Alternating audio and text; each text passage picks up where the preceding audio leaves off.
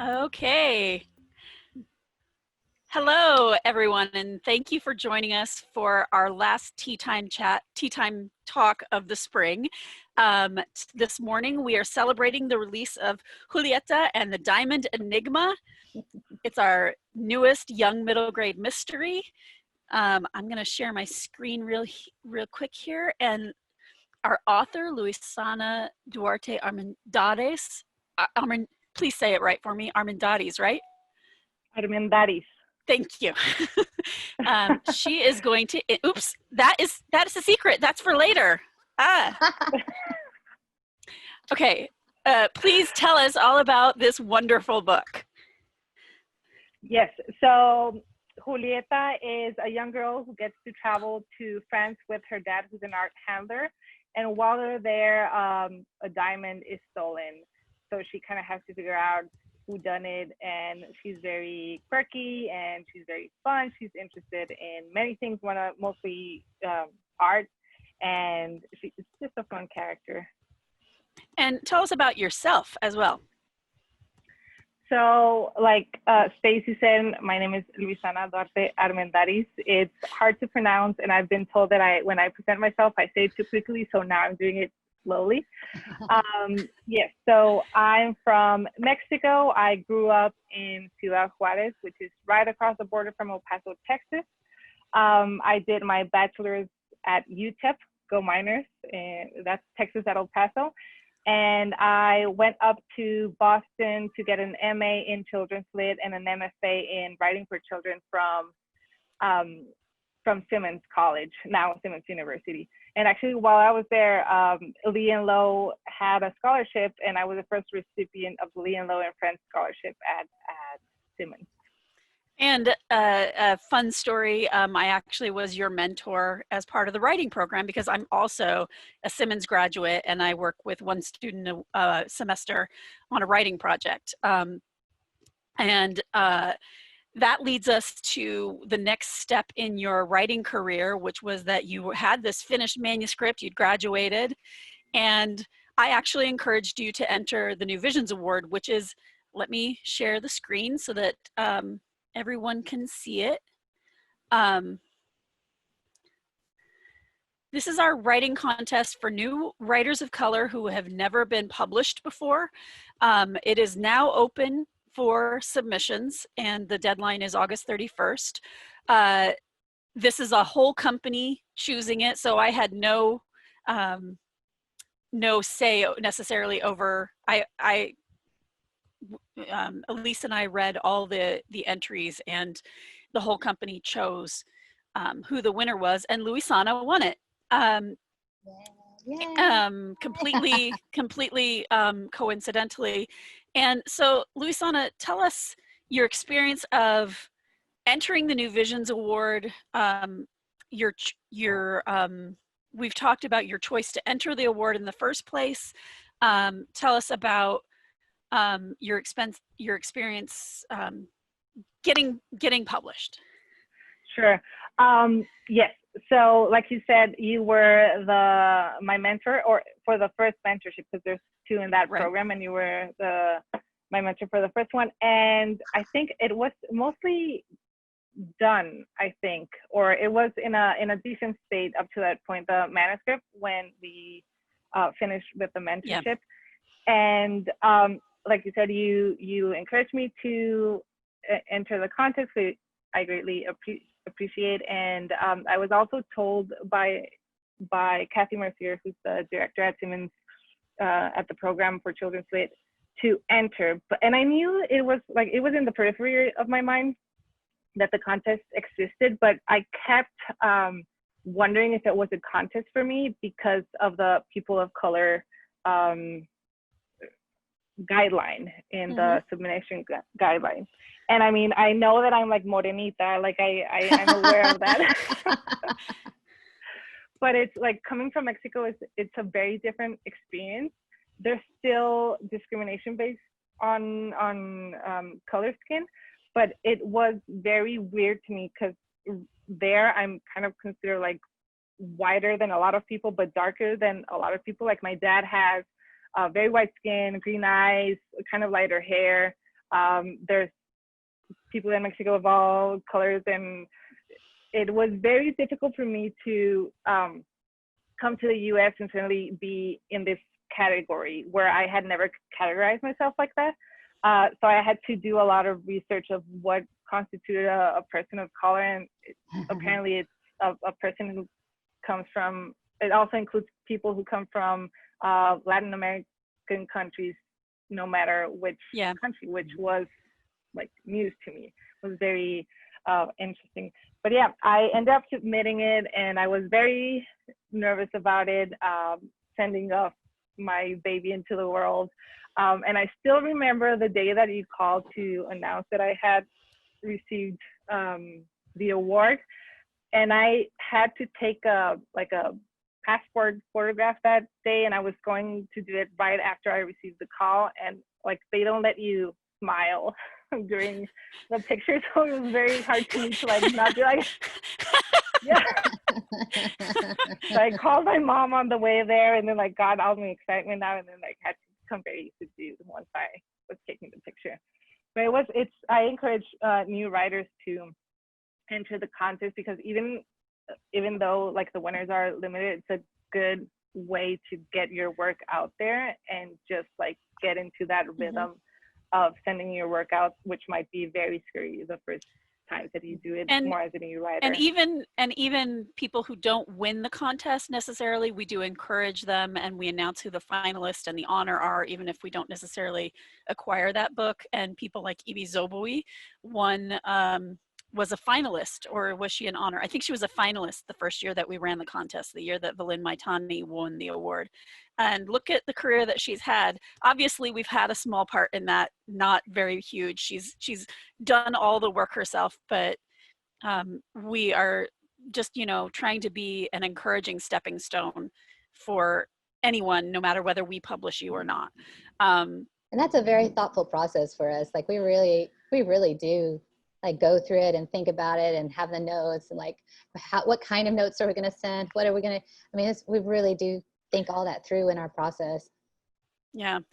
And I just want to emphasize that when we say people of color, and we add Indigenous to that, because it's also not necessarily somebody who is Indigenous is not going to necessarily identify as a person of color.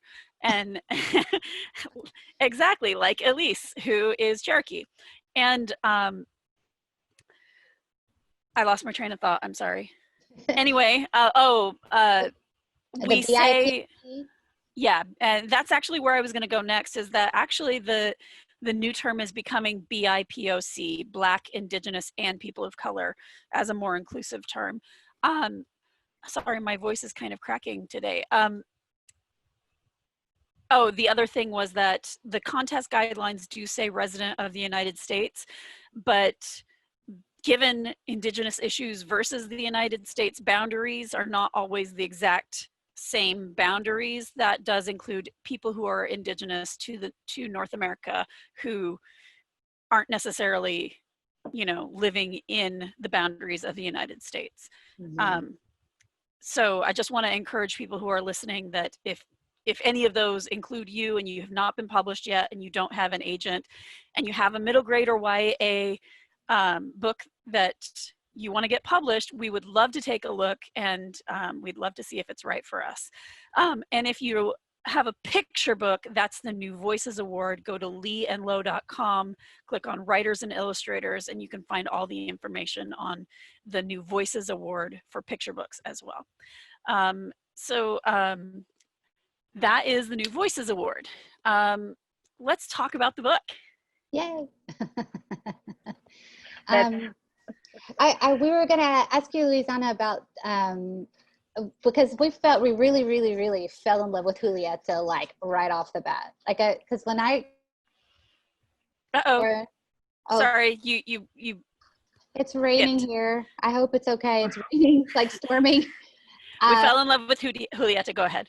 We fell in love with Julieta so much. I remember being in the New Visions meeting, and we just all kept talking about how in love we were with Julieta.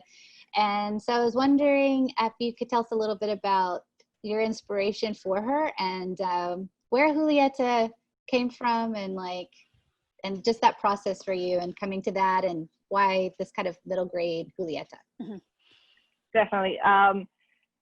She, like, the character of Julieta came to me first before the story, but actually her name wasn't Julieta, and I think this has a little to do with the fact that there's not a lot of Mexican names or Latino names in literature, or not, at least not while I was growing up. So originally her name was Cora. Yeah. There are a lot of Coras in literature, actually. Coras and Colettes, really? and yeah, go ahead. It came to me as Cora, but she was always very interested in the world around her, and just very curious to explore. And I feel she's a combination of Ramona, but more tending towards the arts than just like craziness around her.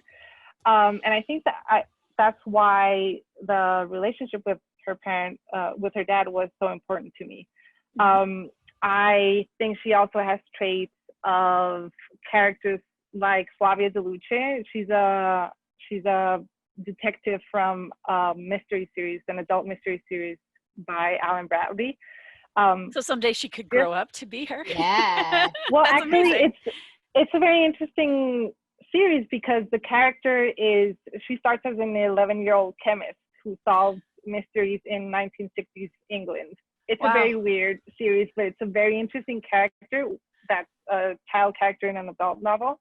But she just, I think she has a lot of my own traits, where I want to absorb whatever information is around me. But she's very extroverted compared to me, I think. Speaking of your own traits, and let's just, that is a perfect segue to be like, this is, yes. Tell us about this picture. I think it was a Christmas dinner, or Christmas Eve dinner, and I probably was like 4 years old. I don't know. I would always pose for pictures, maybe. And you told us that this picture is the picture in which you think you have your Julieta inspiration the most, I think you said. Yeah, just like excited about life, which I think she embodies very well. Yeah, and it's just learning about everything that she can around her, and just enjoying people, and getting to build relationships, and just be in the middle of everything. And sometimes knowing exactly what trouble she's getting into when she does it. Yeah. But doing it anyway. She's for a little reason. Unapologetic about it. I think she knows that she's endearing, and that people will forgive her for whatever she does, which is a dangerous power to have. But at the same time, I think she's still young enough that, well, read the book and you'll decide for yourself. Yeah, exactly. The trouble that she gets in is still, I don't know, childlike, and it's not out of evil that she does the things that she does. It just happens to happen. It's out of curiosity and for life. Yeah. She's curious and clumsy. How to deal with him. Yeah, exactly. Yeah. I remember something that kind of interesting that happened was that when we were doing the art for the cover, I remember telling Olivia, can you put like a Band-Aid on her knee? Which something? Is my favorite thing.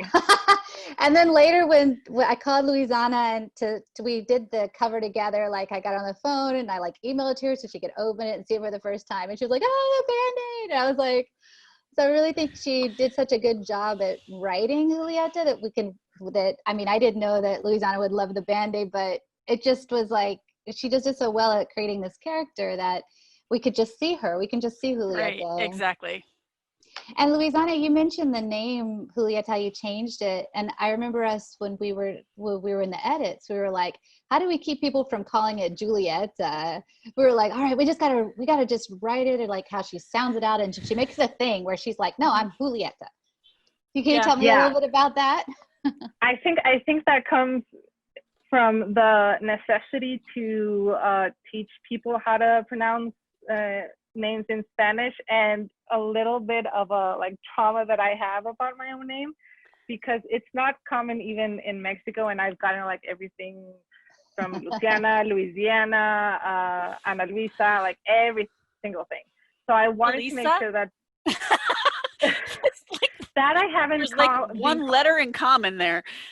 Yeah, but I've gotten everything. I've even gotten Valentina, because there was a lady who remembered that it was something like a hot sauce, so she went for Valentina, not Louisiana.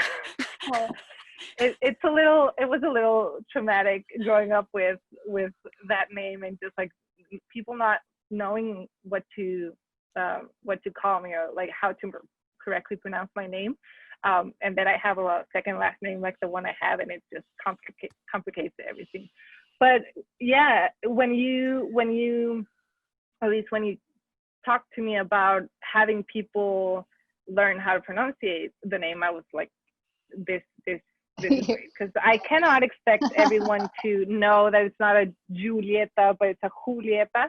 So I was like trying to figure out like what sounds similar to that, and I think it's in the first couple of pages where she's like, it's like the hooting of an owl, and she like makes the contrast of like people in Mexico knowing like immediately how to pronounce it versus herself having to explain it every time that she meets someone else in the U.S. So I think it's well done. Small efforts that you need to make to have other people understand, and just like exactly.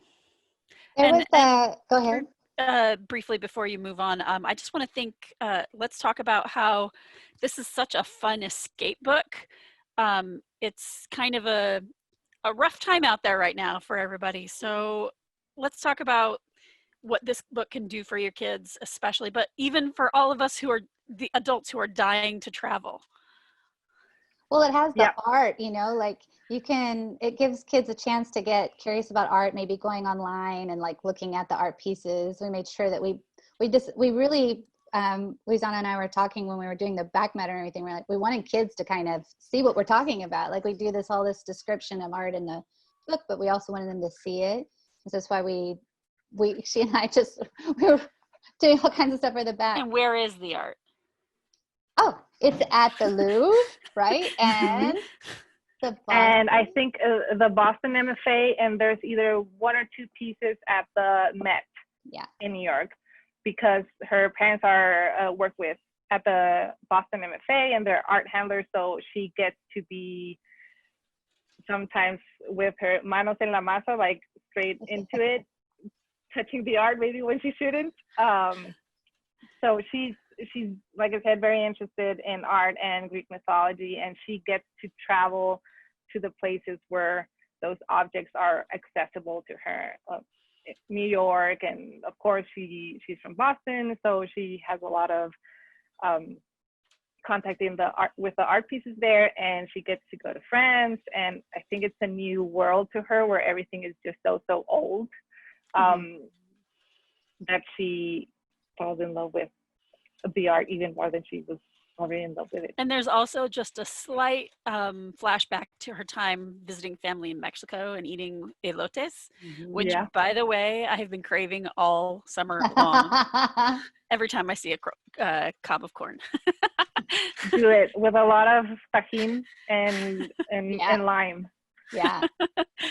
We also had something interesting travel-wise is that when originally you had written her when she goes to the cathedral, you had written it as Notre Dame, and then the fire happened like while we were in the middle of the edits, and so you decided to change it, did you do some research on it? I can't remember how we got to the Sacré-Cœur, but we eventually changed it to the Sacré-Cœur and went that way. I can't remember how we did it. I can't remember why we decided on that one. I think it was just like another major Catholic church in Paris. But I do remember, I think it was the Boston Marathon, the day that the Notre Dame burned. The Boston Marathon was happening, and I was watching it at a friend's house. And I just remember thinking, like, oh boy, like this is not gonna work anymore, or is it's gonna Sorry. date it back. Yeah. Hang on.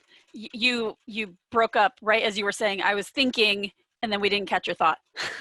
Sure. So I said, oh boy. I'm gonna have to, this event, like this world event, historical event, is gonna date the book to a very specific time period. And I didn't really want that because I wanted it accessible to younger generations and in the future. So I wanted to find something that still had a connection to her like Catholic faith, where she could like go in, and Sacré-Cœur was another. I've never been to Paris, and it was another church that I was like, this is the church that I want to like visit when I'm there. So I did do a lot of research, and they have a really cool virtual tour that you can go in. So I was like, I went into it and positioned myself, and if I'm here, what am I looking at? What am I seeing? What am I feeling? Like all the candles, all the little like mini chapels that they have. So even though I had a couple of moments like that, also like the reveal, what I had to rewrite the whole last third of the book because I figured something out with a reveal. So I've had a lot of accidents in writing the book, but I mean, I've it made it a better book. So, I think it made it a better book. Yeah, and you actually did a really lovely job of kind of giving a nod to the fire as it already happened in a way that didn't date the book, but talked about the art pieces. I think kids are going to learn, like if they're reading this over the summer, they're going to also learn about the job of an art handler, and they're going to learn, like they can get excited about things. And thankfully, a lot of museums have a lot of virtual stuff to go on and look at. They can go on and they can go online and see all your. Are we still doing our scavenger hunt later this summer? I think so. So keep an eye on our Lee and Low blog. It'll be announced. We're still in the planning stages. There might be a game that kids can play along with that. And also, I'm going to share the screen real quick because the really great thing about this book is not only is it a just beautiful story, but it's also got a lot of really helpful tools for educators and parents if you want to, if your reader or yourself is very interested in the art in the book, oops, did I go back too far? That's the end. The end. Okay, spoilers. The back matter is wonderful. Tell us about the work that you guys did on the back matter. We did a lot of stuff, didn't we, Luisana? I think we had a lot of meetings about what we thought it needed to go in there, and we wrote probably a whole lot more than you had to write. Like I remember editing, we were trying to decide like sections, and I was like, right, Luisana, right, like write as much as you can. And then we trimmed it down later, but Luisana really researched the dickens out of all this. Which I mean, it was one of the best parts about this, that I could communicate the passion that I have also about art to other people, and just finding, it was hard culling all the information down to the most interesting tidbits, because it seems that with pieces that have so much history, not only the historical significance, but actually history has happened to them, like that La Victoire, where she has no arms, she has no head, like they have gone through the world and traveled the world. And I think we talk a little bit also about how these pieces have sometimes been removed from their original location without the permission of those people. So it was very important for me to I don't know, give like a status about the art world and like where these pieces are, but where they came from. And it was definitely very hard limiting the amount of information. Right. I remember that I sent paragraphs and paragraphs of the vocabulary specifically. And they were like, no, we just need like a sentence or two. And I was like, okay, how can you reduce such a complex concept into a sentence, or to and to make it understandable for people who might have never seen these pieces of art, or heard the Spanish words, or learned about all the different concepts, and Right. just like communicate the idea. I think we were a good and I think team on when you're that. thinking about young middle graders, it's a little bit different than older middle graders, because we're talking about 7 and 8 year olds who are just recently fluent in being able to read at all. So you can't get too complex. They need to be able to understand what they're reading. Yeah, we had this conversation how we wanted it to be, the language to be clear enough for a young reader who's going to read it all, because I was one of those that read everything, and I think Luisana too, but at the same time enough where teachers and parents could, and librarians could kind of dig in and find things to talk about Exactly. with readers. Mm-hmm. Yeah. An interesting thing, we talked about this FPO on the picture. It doesn't look like that in the final book. This is just a publishing thing. It's an acronym for for placement only, because we had to go to a lot of the museums and get permission to be able to use the pictures of this art in the book. And then that actually, talking about the back matter, that leads us to that we've got not only a glossary at the end for a lot of the terms that a lot of the youngest middle grade readers are not going to have context for, but I'm going to stop sharing and I'm just going to open the book. At the beginning of the book, we have one page where we have a note for readers and a glossary of both French and Spanish words. That's not exactly. Yeah. Tell us about that. I think Luisana and I did like, you do the Spanish, I'll do the French, since I speak French fluently. So we were like, I was like, you can do the sound out, how to sound out the Spanish words, and then I'll do. It's always hard. How do you figure out where to put the emphasis? Because it's just such a natural thing when you're a native speaker that you're not thinking about how the emphasis comes as you write it necessarily. Yeah. In a glossary kind of way. Mm-hmm. It was definitely hard, especially because I think I'm comfortable enough in English as well, that I do not think about it anymore. Mm-hmm. Or when you teach, you're trying to adequate the lesson to the person who's learning the language, but I wasn't at that moment trying to figure out how to teach another language. And I just remember sounding out like Julieta, like sounding out the words over and over, and like where are the syllables separated, and then we have accents in Spanish, so how does that affect how it's going to be read, and then our how we pronounce the J's are different in Spanish and in English. So it was a very interesting learning experience for me, and I think a skill that everyone should practice sometimes. Yeah. It was a challenge for me too, because I hadn't sat and thought about, like, I'd been speaking French for so long, I hadn't sat and thought about, like, oh, how do I sound that out with English letters and so that took us a pronunciation guide. Yeah. I'm sure French was much harder because of all the vowels. You just leave a bunch of stuff out. Yeah. Well, Spanish is definitely more straightforward about rules for specific pronunciations, I think, for English speakers at least, to learn. We are running out of time. I feel like we're forgetting something important. What am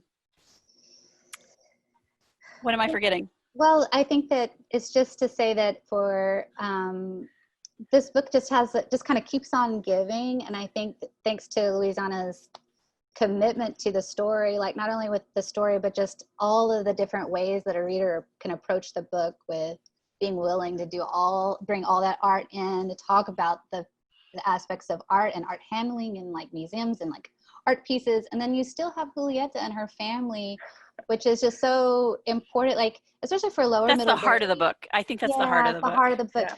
that she was able to really, there was never this feeling of pedantic because she really made us all fall in love with Julieta. Yeah. Julieta just can't wait for her little brother, and Julieta is going to solve the mystery.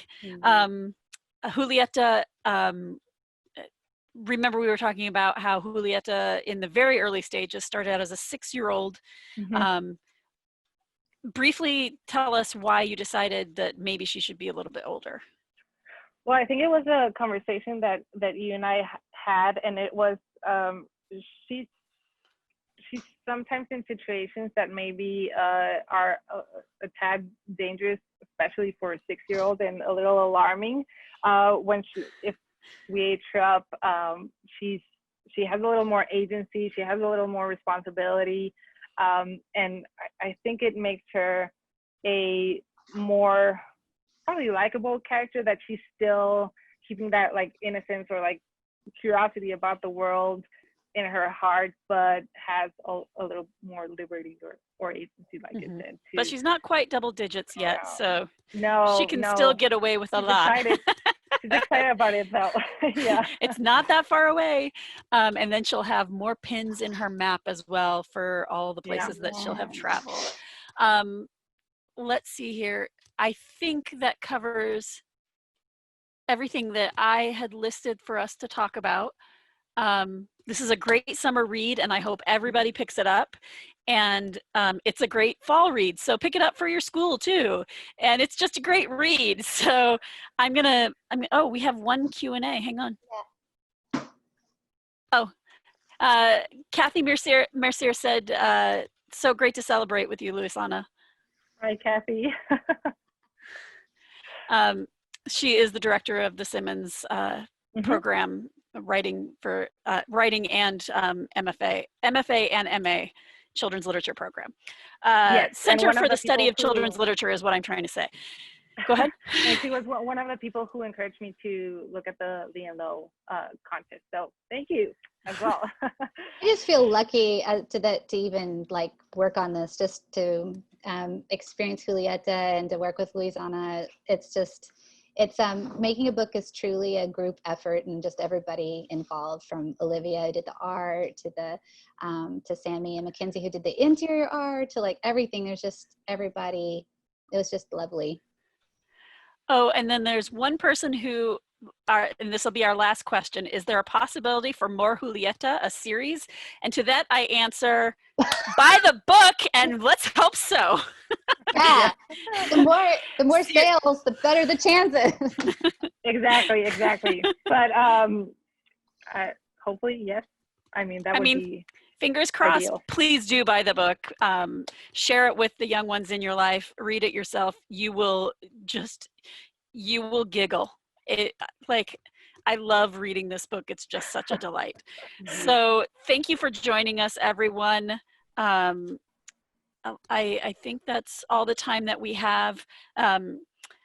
Kathy says, I can't wait to put it on our alumni bookshelf. It's so beautiful and so interesting. A beautiful labor of love for sure. And we all echo that. So thank you so much for joining us. And we're on hiatus for Tea Time Talks through the rest of the summer. So watch our blog. It's blog.leeandlow.com, or our Twitter at Lee and Low, or at 2 Books. Both of those work. 2 Books is TU Books. Follow us on Instagram at Lee and Low Books, and at any of those places, we will announce what is up next. So thank you for joining us. See you next time. Thank you.